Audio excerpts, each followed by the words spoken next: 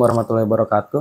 Kembali Waalaikumsalam. lagi bersama gue di Kilas Balik Misteri. Kali ini kita kedatangan tamu dari Gunung Putri. Beliau mempunyai kisah pengalaman yang di luar nalar ketika beliau sedang bekerja. Itu apa sih, kerja di hari pertama apa gimana itu? Jadi waktu itu saya kerja di hari kelima Hari setelah kelima. saya ngelamar ya Mas. Di hari kelima itu saya masuk seperti biasa, seperti hari-hari sebelumnya. Jadi pertama kali kerja apa udah beberapa kali kerja? Baru katanya kan baru lulus sekolah ya katanya. Iya, lulusnya di tahun 2018. Saya masuk kerjanya 2019. Jadi 1 tahun setelah lulus SMA itu saya langsung ngelamar di PT itu. Jadi beliau ini baru pertama kali ngalamin kerja di suatu PT. Nah, di PT tersebut itu adanya di Citerep ya. Betul. Di Citerep, beliau ketika bekerja di suatu PT tersebut mengalami kejadian-kejadian yang di luar nalar gitu. Kalau menurut gue sih ini bener-bener di luar nalar banget gitu kan. Untuk cerita lebih lanjutnya lagi, langkah baiknya kita langsung saja ke narasumbernya. Silakan deh. Iya, di sini saya mau sharing sedikit ya Mas. Ya. Lanjut cerita yang tadi. Ya. Jadi di hari kelima saya kerja, itu tuh saya ngalamin bener-bener di hidup saya baru pertama saya ngerasain ya. Jadi saya masuk kerja itu jam 8 pagi ya Mas. Saya berangkat dari rumah, kayak biasa tuh ya, saya berangkat sampai di PT itu biasa kita sebelum masuk tuh dicek dulu kan sama security gitu, dicek. Masuk jam 8 pagi, dicek satu-satu, udah habis itu kerja kayak biasanya aja gitu, kerja masing-masing di bagiannya masing-masing gitu ya. Saya kebetulan ada temen saya juga tuh 4 orang, jadi sama saya 5 orang ya. Itu dari pagi masih normal aja. Saya kan bagian admin ya Mas. Saya bagian admin, teman saya yang 4 itu bagian produksi. Nah mereka di bagian produksi, saya di admin. Saya masuk ke ruangan pas pagi. Itu ke ruangan apa tuh masuknya? Ruangan kerja saya. Oh iya. Iya, saya kan bagian admin. Kirain masuk ke gudang atau gimana? Enggak, itu belum Mas, itu belum. Jadi ruangan admin itu sama bagian produksi itu tuh dia nggak jauh Mas.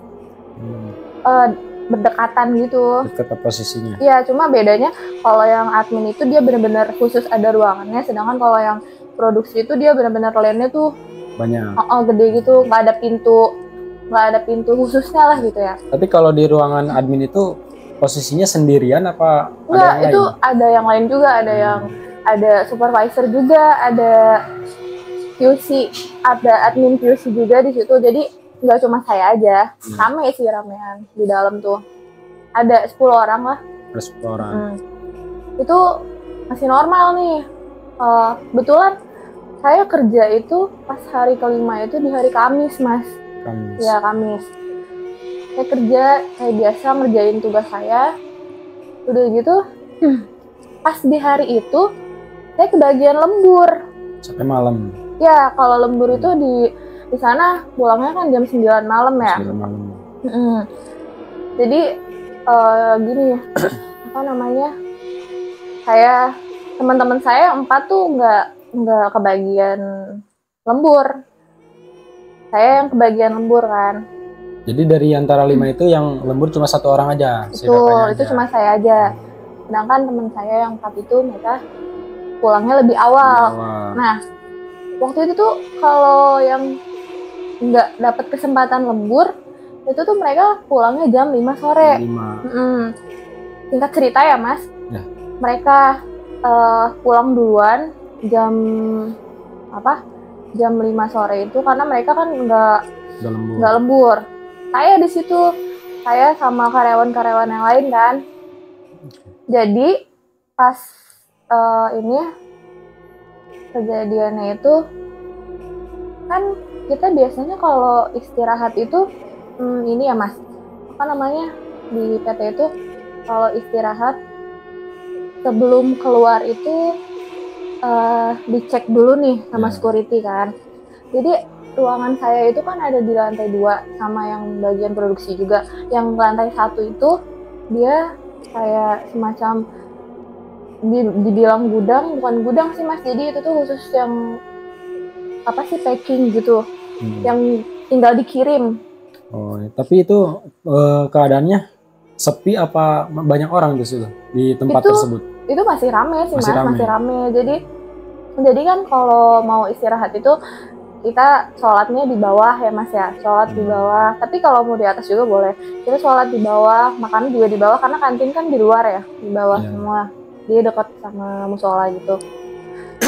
Jadi pas di jam istirahat pertama, jam istirahat pertama itu jam 12 kan ya? Jam 12 malam. Jam 12 siang. Jam 12 siang. Ya, jam 12 siang. Itu kita istirahat, dicek dulu sama security ya, terus kita istirahat, sholat, makan, selesai beres-beres istirahat itu kan masuk jam 1. Iya. Jam 1 siang. Udah di situ saya ke bagian lembur. Kalau lembur itu dapat istirahatnya 2 kali, Mas. 2 kali. Jam berapa aja tuh? Apanya? Kalau istirahatnya jam berapa aja? Kalau lembur? Iya. Dapat istirahat 2 kali, itu jam pertama itu di jam 12, lalu jam kedua itu kita breaknya di jam maghrib. Jadi jam 6 sampai jam 7.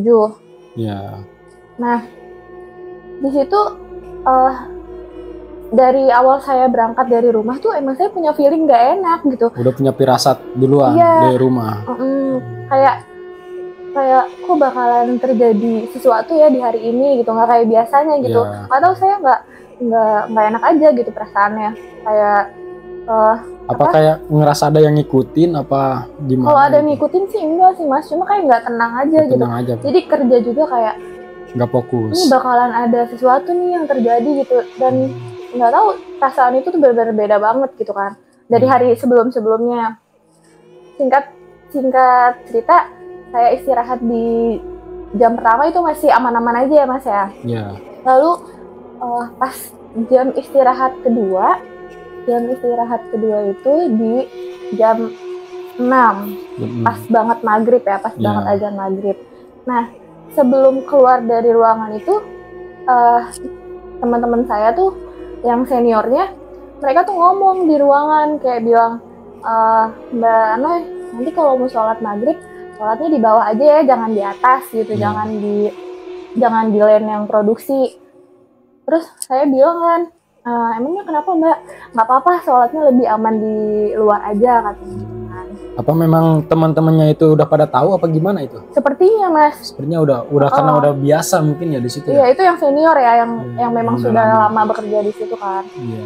Terus setelah, karena saya agak ini juga ya, saya berpikirnya saya turun ke bawah bisa langsung makan, jadi sholatnya di atas aja gitu kan, nggak jadi masalah. Saya berpikir kenapa saya waktu itu sholatnya di atas, saya nggak dengerin kata teman-teman saya sebelumnya kan. Padahal udah dibilangin sebelumnya gitu kan. Kalau mau sholat di bawah aja, gak usah di atas gitu. Karena mungkin mereka yang senior itu udah tahu udah ngalamin gitu, kejadian-kejadian kayak gitu.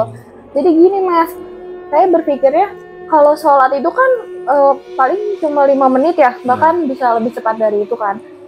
Nah, pas saya sholat, kenapa saya milih sholat di atas tuh karena saya mikir saya masih ditungguin nih sama yang lain. Karena kan sebelum kita istirahat itu kan mau keluar dari yang lantai 1 itu, mau keluar dari yang gudangnya itu tuh dicek dulu sama security kan, dicek satu-satu, biasalah dicek semuanya. Jadi mereka baris dicek. Saya mikir ini kan karyawan banyak gitu ya, jadi saya nggak akan ditinggalin gitu sama yang lain. Dan saya ambil wudhu, saya sholat di atas. Dan setelah saya sholat, ternyata pas saya turun itu Mas, itu tuh udah bener-bener nggak ada orang. Nggak ada orang sama sekali. Iya, Terus yang tadi nyelbeng itu pada kemana? Mereka udah keluar. Ternyata pikiran saya itu salah karena saya kan di situ saya lembur. Otomatis karyawan yang nggak lembur itu udah pulang kan. Udah beberapa tuh udah pulang kan. Ibaratnya dari 1.000 setengahnya tuh udah pulang gitu kan. Otomatis security ngecek karyawan itu lebih cepat kan, nggak lama. Dan saya di situ panik banget ya Mas ya. Saya karena di situ tuh rolling doornya kan lumayan besar. Itu tuh udah ketutup, udah kekunci sama security ya. Berarti ketinggalan di dalam dong, kekunci di dalam. Betul, iya itu. Saya ketinggalan. Saya di situ benar-benar yang panik, yang itu saya posisinya udah turun ke lantai 1 ya, karena udah selesai sholat kan. Saya sempat ngomong di dalam hati ya kayak, ini kok orang-orang udah nggak ada lagi, nggak ada sama sekali, bahkan security-nya juga nggak ada kan, karena rolling door-nya itu udah kekunci banget. Terus tadi yang ngobrol sama Kanoya ini, yang ngasih tahu itu jangan sholat di sini itu pada kemana? Mereka udah di luar. Mereka tuh sholatnya di luar Kak. Mereka sholat di luar. Mungkin mereka juga udah makan di kantin ya, udah makan lebih dulu. Dan saya posisinya masih di rolling door itu kekunci. Di lantai pertama tuh ya. Akhirnya di bawah itu kan ada CCTV ya Kak. Iya. Mungkin di semua PT juga CCTV ada ya. Itu tuh di situ pas banget ada CCTV. Nah, si supervisor saya itu mungkin dapat info dari security ya. Itu ada yang masih kekunci di dalam gitu kan. Terus saya saking paniknya saya lambain tangan aja dong gitu, supaya ngasih sinyal gitu, saya minta tolong kan, kalau saya tuh masih kekunci di dalam gitu. Emang kakaknya nggak nelpon temennya atau yang di luar? Saya ditelepon, saya malah ditelepon sama, saya ditelepon sama supervisor saya, kata dia, Anoy, kamu masih di dalam ya, kenapa kamu nggak keluar gitu, kenapa bisa kekunci? Terus saya bilang kan ya, saya tadi sholat dulu Pak, pas saya turun bener-bener rolling door-nya udah kekunci dan nggak ada orang sama sekali kan. Berarti itu ketika sholat itu bener-bener sendiri, nggak ada temennya? Saya berpikirnya masih ada Mas, saya berpikirnya masih ada. Rame. Karena pas saya ngambil wudhu itu kan teman-teman saya yang lain, bahkan pada senior saya, apanya? Iya pada wudhu juga yang lain. Enggak, mereka turun ke bawah kan, lagi perjalanan ke bawah ke lantai 1, lagi mau dicek sama security. Saya nggak berpikiran kalau saya sendirian pada saat itu kan. Saya berpikir masih banyak nih yang lainnya nih, mereka masih pada dicek. Jadi saya aman-aman aja gitu. Akhirnya saya sholat sampai selesai. Dan ternyata ya itu tadi di luar dugaan saya, pas saya turun ke lantai 1 itu tuh benar-benar nggak ada orang. Nggak ada orang sama sekali. Iya, di atas juga nggak ada Mas. Saya turun, ya itu tadi. Saya ditelepon sama supervisor saya, kenapa kamu bisa kekunci? Akhirnya saya jelasin kan, saya tadi sholat dulu. Saya berpikirnya banyak apa? Masih banyak orang. Masih banyak karyawan. Jadi saya nggak akan kekunci dan nggak akan ketinggalan sama yang lain. Dan ternyata pikiran saya salah kan. Di situ saya udah ngerasa kayak, jangan-jangan ini nih jawaban dari yang tadi yang saya bilang pas mau berangkat tuh. Saya punya firasat nggak enak gitu kan. Udah gitu. Supervisor saya nelpon, saya angkat. Ternyata tuh supervisor saya bilang gini, Anoy, kamu mendingan cepet-cepet balik ke atas lagi ke ruangan katanya, karena di situ kurang aman katanya gitu kan. Terus posisinya security juga nggak bisa ngebukain rolling door-nya. Kenapa tuh gak bisa? Karena kan mereka juga lagi istirahat Mas, mereka lagi sholat, lagi makan juga kan. Jadi saya disuruh langsung naik ke atas. Sendirian itu? Sendirian, sambil panik panas dingin gitu kan. Karena ruangan sebesar itu kan Mas, gak ada orang sama sekali, cuma sendiri aja di situ dalam. Betul. Jadi saya gimana ya, saya mau naik lagi, kaki saya semua badan dalam sudah gemeteran kan, karena ngelihat kanan kiri itu benar-benar yang dus aja gitu untuk dikirim kan. Jadi saya kali ini saya benar-benar dengerin kata supervisor saya ya, yang hitungin apa, dia senior lah ya gitu. Saya dengerin kata beliau, naik ke atas ya katanya. Jangan di situ karena di situ kurang aman katanya gitu. Perjalanan saya ke lantai 2 itu mau balik lagi ke ruangan, di situ kejadian yang saya ngalamin. Apa tuh? Hal yang di luar nalar itu benar-benar baru saya rasain di hidup saya tuh sekali, pertama kali itu. Jadi pas saya mau naik ke lantai 2, mau balik lagi ke ruangan, itu kan jalannya cuma semuat 2 orang aja ya Mas ya, karena kanan kirinya benar-benar kardus semua kan. Jadi saya mau naik ke lantai 2, itu tuh pas mau belok, jadi kan mau ke ruangan itu naik dikit langsung belok ya, belok kanan. Jadi pas saya mau belok itu, yang tadinya saya lari dari bawah, lari sambil apa sih, ketakutan gitu ya, panik. Pokoknya pikiran saya udah buyar banget ya. Udah nggak tahu nih mau gimana nih, udah lemes banget sampai yang tadinya mau makan tuh jadi nggak nafsu gitu Mas. Akhirnya saya naik, selesai banget saya mau belok itu dari tangga ya, mau belok itu tuh saya ngelihat ada 2 orang Mas, 2 orang laki-laki di dalam di atas di lantai 2 ada laki-laki. Jadi mereka berdua itu lagi sholat gitu yang saya lihat. Lagi sholat juga. Lagi sholat, keadaannya itu sholatnya itu lagi ruku. Mereka lagi ruku. Dari situ yang tadinya saya dari bawah lari-lari, saya ngeliat mereka berdua, jadi saya tiba-tiba tenang kan ya. Saya masih ada temennya nih gitu kan. Ternyata masih ada orang di dalam. Ya udah saya tenang, nggak panik dong. Akhirnya saya jalan pelan-pelan.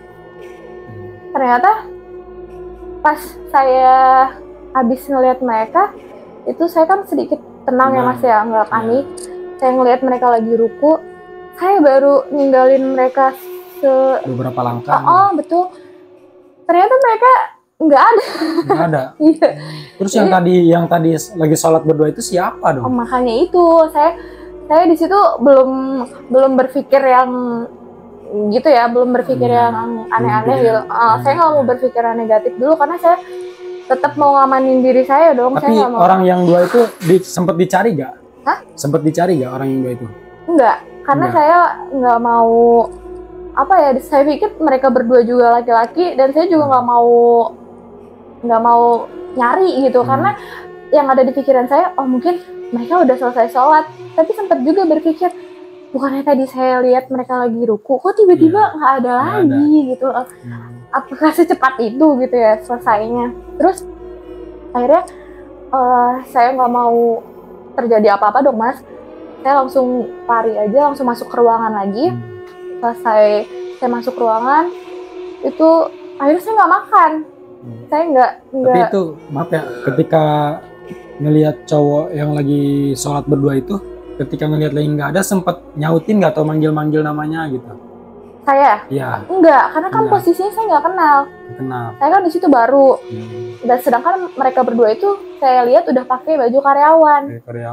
Karena kan saya tahu ya baju karyawan di sana.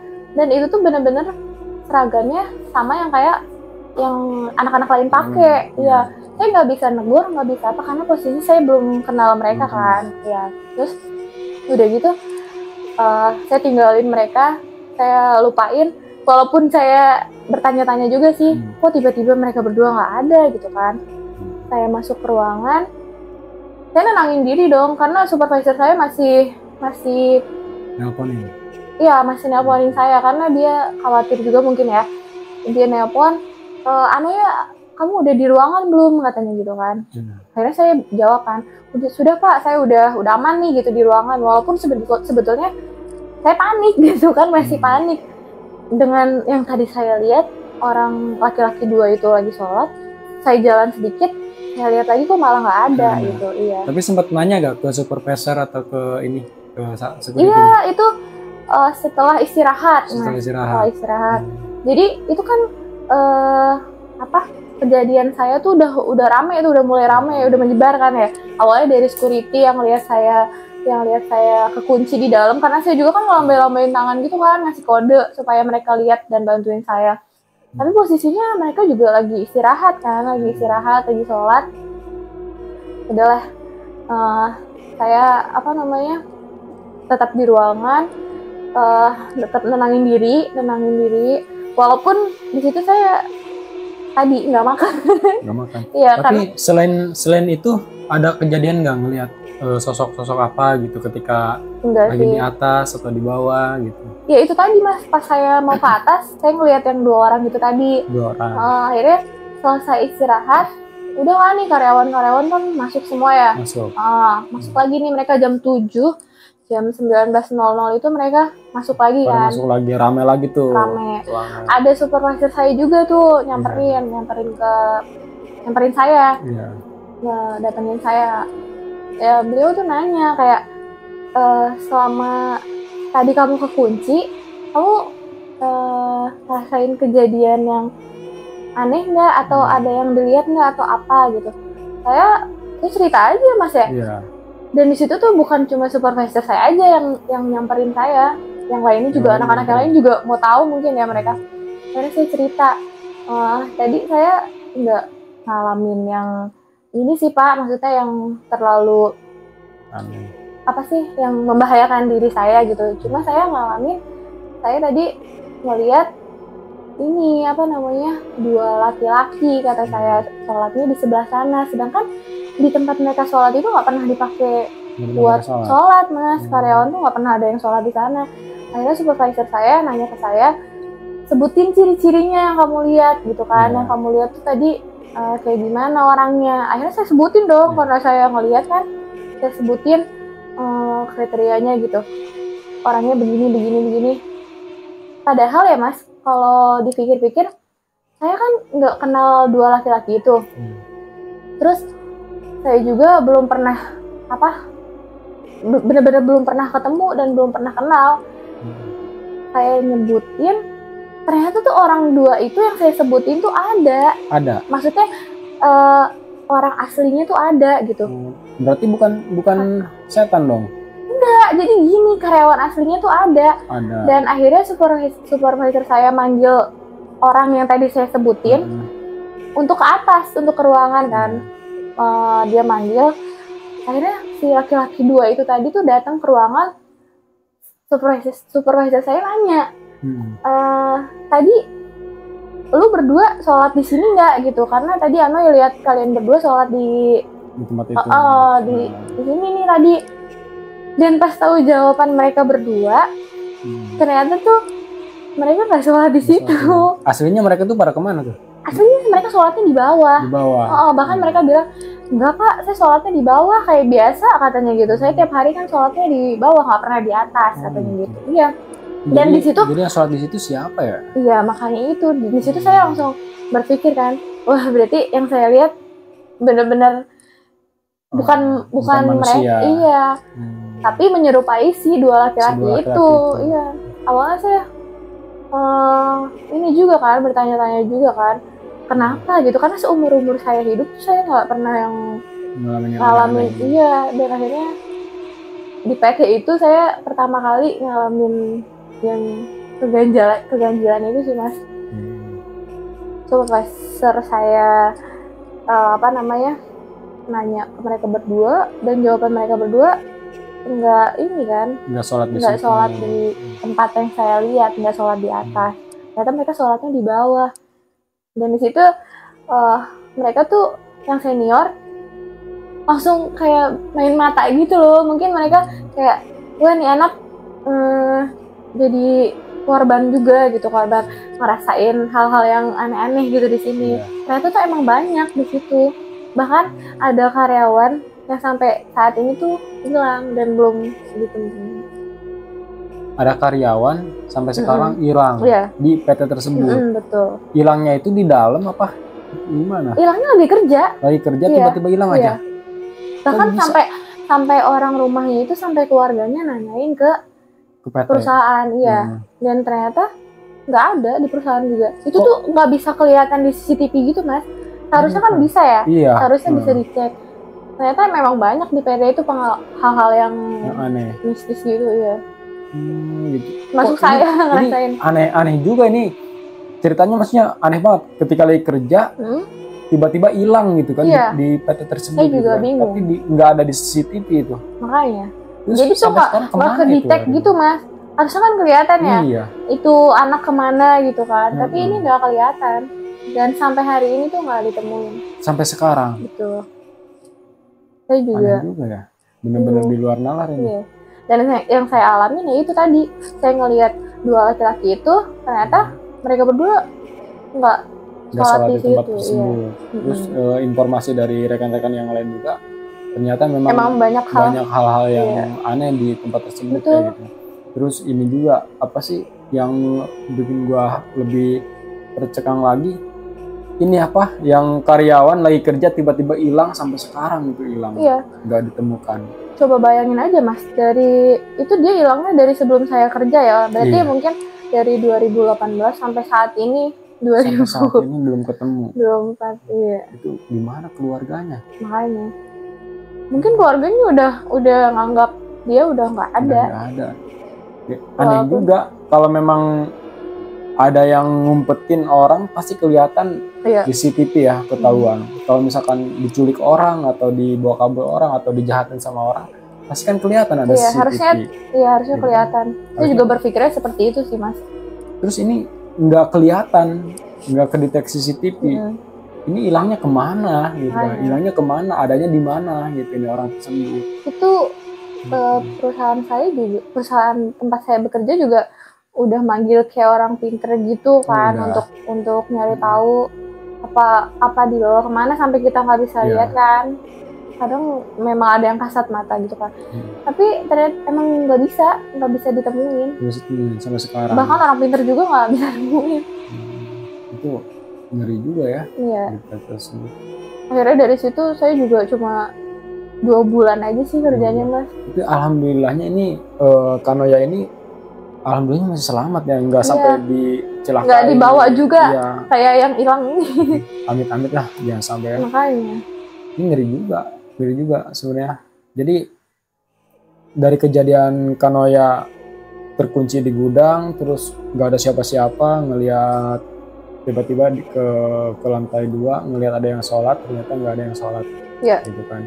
Nah di sini untungnya Kanoya nggak dibuat celaka gitu, jadi masih diselamatkan gitu. Saya masih dikasih pulang gitu. Iya alhamdulillah ya. Nah ini pembelajaran juga buat kita semua nih yang kerja di PT-PT yang kelihatannya kurang ini kurang, memang udah tua juga sih Mas katanya. Yang penting kita mau kalau masukan dari gue sih, kalau ketika mau kerja apalagi di PT udah pasti ada ya sosok-sosok yang kayak gitu, pasti ada dimanapun, di semua pasti tempat ada, mungkin ada. Yang penting kita berdoa aja sebelum berangkat kerja, kita berdoa agar kita diberi keselamatan gitu kan, dilancarkan dalam pekerjaannya gitu kan. Terus ketika kerja juga kita harus fokus gitu kan, nggak boleh lengah atau apa gitu, soalnya nggak boleh banyak bengong juga sih. Kalau ketika kita lagi banyak pikiran dibawa kerja, apalagi di PT tempat PT-nya seperti itu lebih gampang makhluk-makhluk gitu ngedeketin kita, kalau menurut gua gitu. Memang banyak Mas, kadang ada yang lagi kerja juga tiba-tiba mereka meringis, nangis, tiba-tiba nangis, habis nangis mereka ketawa kayak gitu, lagi kayak orang kerasukan gitu. Iya, semacam itu. Terus ada juga yang mereka lagi ngelihat ponsel, baru mereka buka layarnya, jadi itu tuh ada rupa nenek-nenek gitu Mas. Langsung teman saya waktu itu, teman saya kejadiannya teman saya sendiri yang ngalamin. Jadi di handphonenya tuh di layarnya tuh nenek-nenek ada di belakang dia gitu. Di belakang dia, pas lagi foto selfie itu?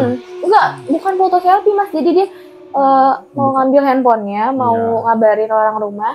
Pas dibuka layarnya, belum dibuka layarnya. Ada kelihatan di kaca itu kan ini. Kebayang kan kalau ada orang di belakang kita kan. Dan itu tuh bener-bener rupanya tuh nenek-nenek gitu, rambutnya keurai. Akhirnya dia nangis, bener-bener nangis, handphonenya tuh ditinggalin. Terus mereka nangis, rame dong ya nanyain ke dia kenapa gitu. Akhirnya dia cerita, dia ngelihat itu di handphonenya.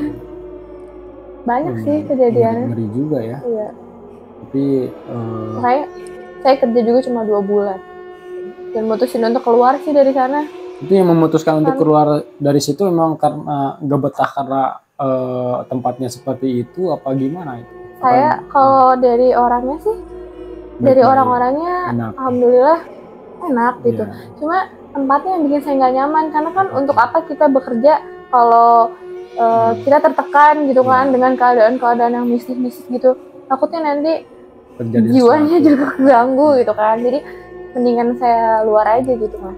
Oh, gitu. Jadi kalau tapi berarti sekarang udah nggak kerja di PT tersebut? Enggak. Sekarang kerja di mana? Sekarang saya lagi kuliah sih. Kuliah, berarti saya nggak kerja dulu ya?